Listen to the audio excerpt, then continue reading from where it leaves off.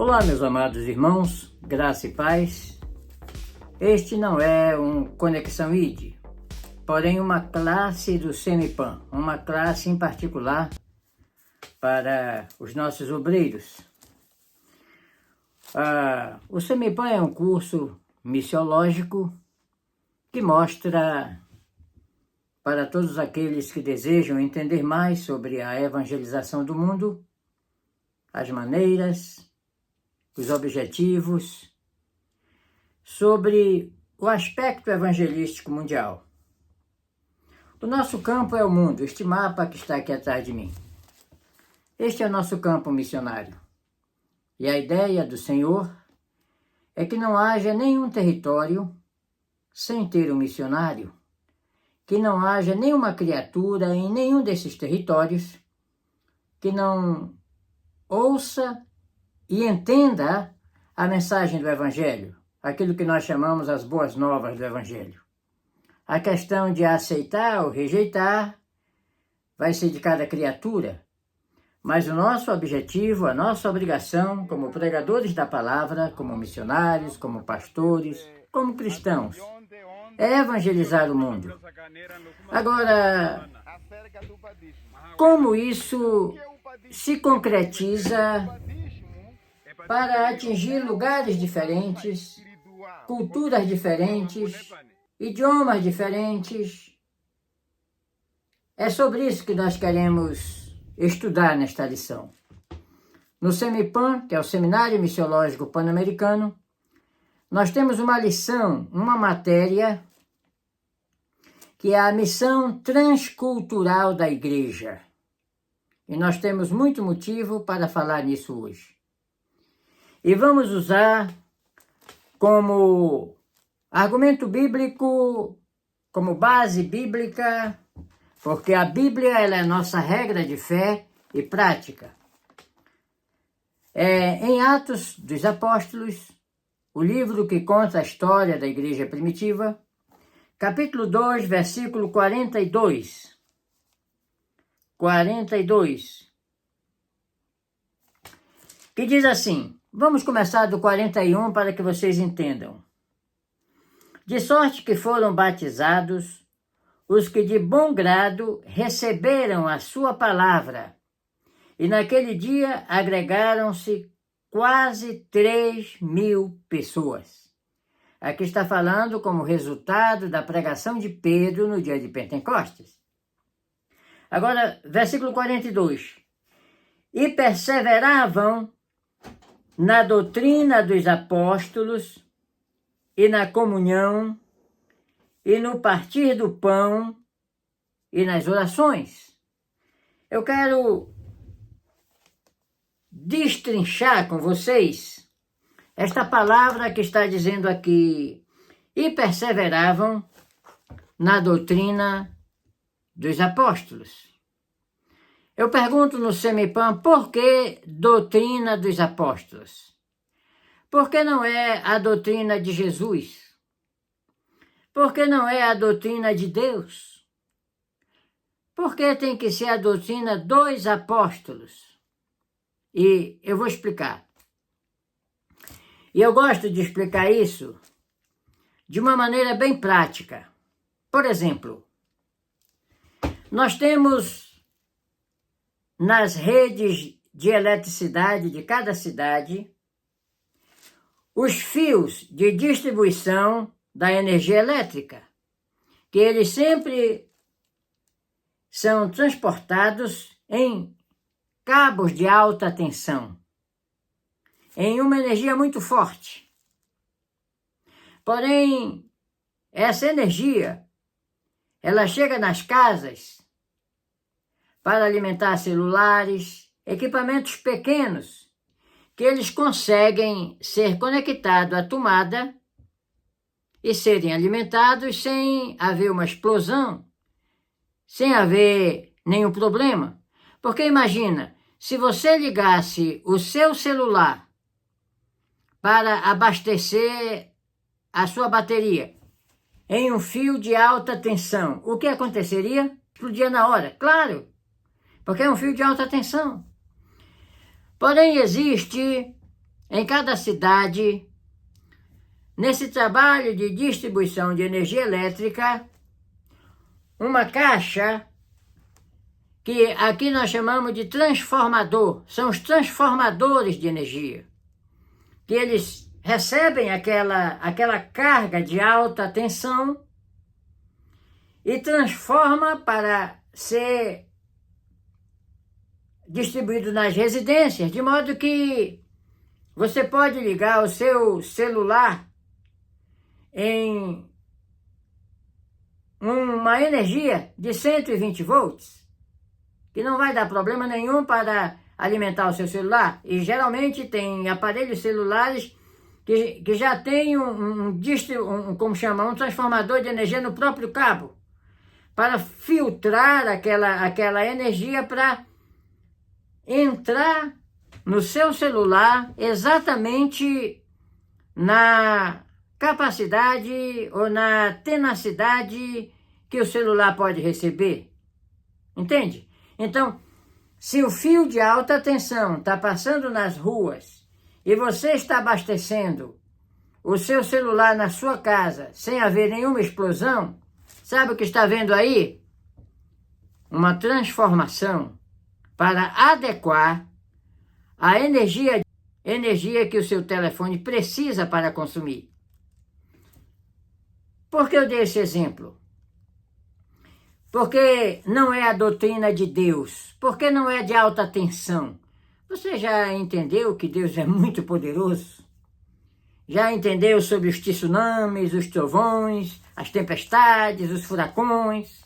Pois bem, se a doutrina entrasse com toda essa alta tensão nas regiões da Terra em que as pessoas não podem receber a mensagem com toda aquela tenacidade, precisa haver um transformador, que nós chamamos aqui a este transformador de doutrina dos apóstolos.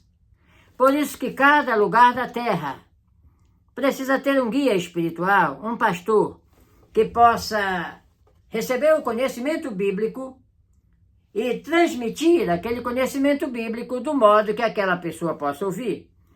Aí é que entra a questão de culturas, de tradições. Porque há aspectos culturais de determinadas tribos, de determinados países, de determinados lugares, que não tem nada a ver com a doutrina da palavra de Deus. São apenas costumes locais.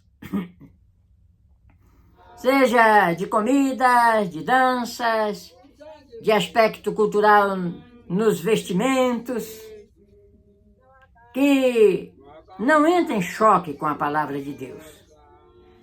Porém, você há de admitir que existem costumes, existem tradições que entram em choque com a palavra de Deus.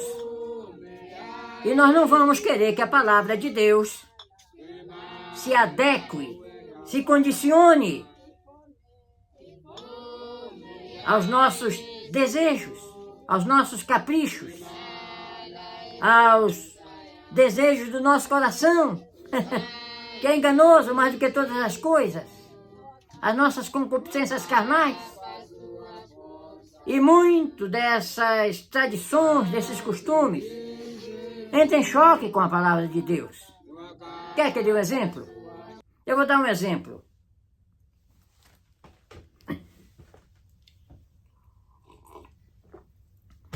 Eu vivo aqui nos Estados Unidos há 30 anos. E eu nunca comemorei o Halloween na minha casa. Sabe o que é o Halloween?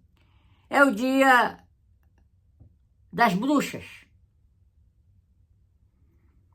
Mas é um costume americano que quem nasceu aqui nos Estados Unidos, desde os primórdios, as crianças têm o costume de, no dia das bruxas, que é o Halloween, se vestir de fantasia, fantasia esquelética, fantasia de bruxa, de caveira, e pegar uma cesta e sair pela vizinhança coletando balas, doces, chocolates.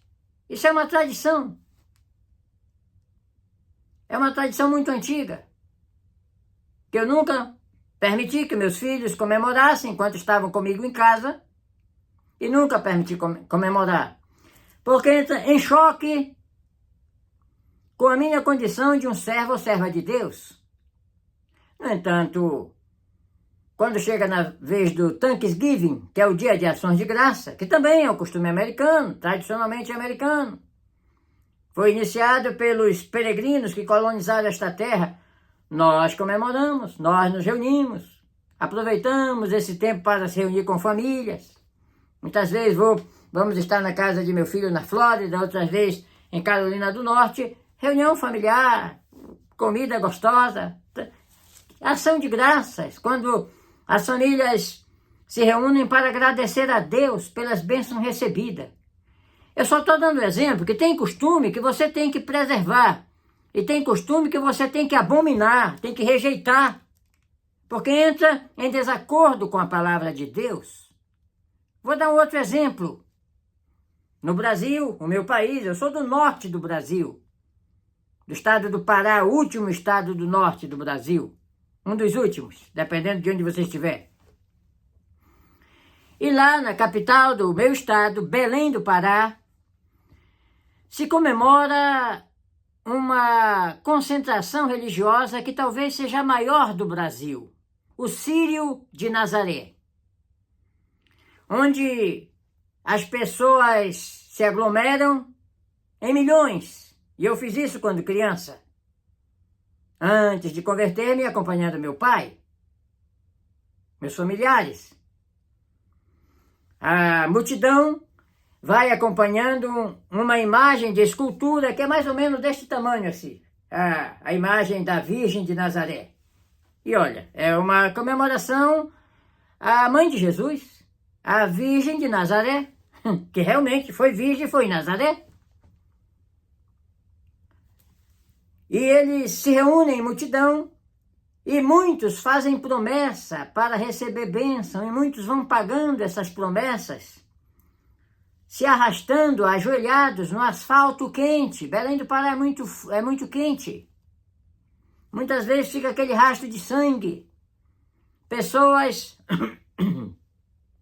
carregando imagens de casas, de barcos, outros levando pernas de cera, outros levando cruzes, fazendo sacrifícios, como uma penitência sendo paga. Depois que eu me converti e vi que isso estava errado, eu deixei de fazer. E hoje eu não faço nem amarrado, nem obrigado, de jeito nenhum. Porque eu sei que vai de encontro à palavra de Deus. Ao Senhor teu Deus adorarás e só a Ele darás culto. Ao Senhor teu Deus servirás, só a Ele. Se eu honro a Virgem Maria, claro que eu honro. Foi a mãe de Jesus, a mais bem-aventurada entre todas as mulheres. Tem o seu valor. Teve o seu aspecto no momento certo na vida de Jesus. Aumentou o nosso Salvador. Eu vejo alguns cristãos dizendo, Maria era uma mulher igual qualquer uma outra. Negativo. Está na sua Bíblia. Mais bem-aventurada entre todas as mulheres. Agora, merece adoração? Merece louvor? Não. O Salvador foi Jesus, o filho dela. Quem morreu na cruz? O filho dela. É como você entender a autoridade de um presidente e da sua mãe. Você vai desonrar a mãe do presidente? Não. Mas quem é que tem o cargo? Ele. Quem é que tem a caneta? Ele. Temos que entender isso. Porque na sua Bíblia está dizendo isso. Lembre-se que a própria Virgem Maria, quando ela foi dizer que não tinha vinho, E ele disse, mulher, ainda não é chegada a minha hora, que tenho eu contigo? E ela se virou para os seus discípulos, fazei tudo o que ele vos disser. Ele. Ela nos deu essa incumbência de obedecê-lo. Então, quando se adora a Virgem Maria, fazendo uma reunião idólatra como o Círio de Belém do Pará, está errado. Precisamos entender a Bíblia. Agora, faça quem quiser, eu tenho parente que faz, cada um vai prestar conta diante de Deus, mas a nossa obrigação é falar a verdade. Agora, observe aqui. Há um versículo na Bíblia que nós temos lido, que eu vou colocar aí na tela. A ninguém chameis Pai na terra, porque um só é o vosso Pai que está nos céus. Isso é um aspecto religioso. E eu sei que pode ser em Moçambique, no Congo, em qualquer lugar, chamar de pai para uma aportação financeira para uma obra. Chamar de pai para um tutor que ajuda. Quem sabe chamar de pai para um carteiro que traz uma carta e entrega bem entregue. Ou chamar de pai para o homem da venda que nos deu um copo de água. Esse é um costume que está errado pela sua Bíblia. Ou não está? Ou vamos continuar sabendo que está errado e entendendo que a coisa está errada e continuar fazendo? Que tipo de cristãos somos nós? Somos cristãos só de boca? Ou somos cristãos de colocar em prática os princípios da palavra de Deus? Por que teimar se está errado uma conduta? Por que teimar perseverando na rebeldia? Vocês sabem por que eu estou falando desse jeito? Porque quando o nosso templo caiu lá em Miese, eu estava orando aqui e perguntando a Deus, Senhor, quanto investimento feito, quanta dificuldade. Eu lembrei de tempo aqui trabalhando, pintando barcos, na maior dificuldade para enviar dinheiro para a África. Uma certa vez eu tive que escolher entre abastecer o meu carro ou atender uma necessidade da África. Atendi a necessidade da África. Lembro de pessoas que trouxeram oferta dizendo, pastor, eu não podia dar, mas o Senhor está me ordenando que dê. Esse aqui é o meu sacrifício. Eu digo, Deus seja louvado, irmão. Está precisando lá, numa hora extrema. Aí eu questionei com Deus. Eu digo, Senhor, por que o nosso templo caiu? E não foi ninguém que derrubou, foi um ciclone. E eu sei que é o Senhor que governa os ciclones. E sabe qual foi a resposta que veio para mim? Tão nítida como eu estou lhe falando agora. Lá o pai era outro. E eu me lembrei das orações que eu ouvia chegar no meu celular quase toda noite. Abençoa o nosso pai, abençoa o nosso pai. E sabe o que é que nós vamos fazer agora? Quando nós erguemos o nosso templo, se nós erguermos um outro templo ali, mais bonito, melhor, maior, nós vamos colocar no púlpito, bem grande, um letreiro. Aqui o nosso Pai é Deus. Porque ou nós obedecemos a Bíblia para fazer a coisa certa, ou nós não fazemos mais nada. Porque só há um caminho.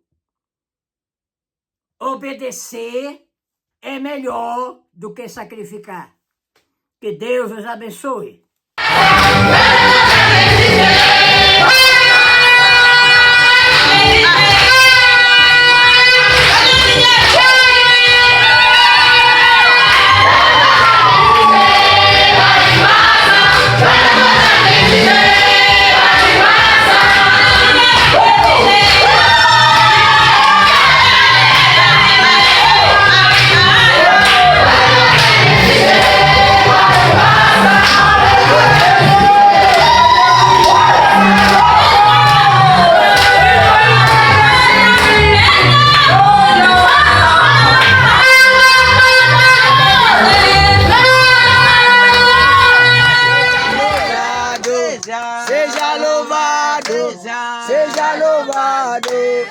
me deu a vida, seja louvado. Seja louvado. Aleluia.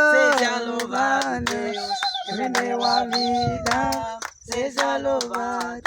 Yesu. Seja louvado. La, la, la. Seja louvado, Deus, que me deu a vida, seja louvado. Seja Seja louvado, seja louvado, que me deu a vida, seja louvado, seja louvado, seja louvado, que me deu a vida, seja louvado. Agora eu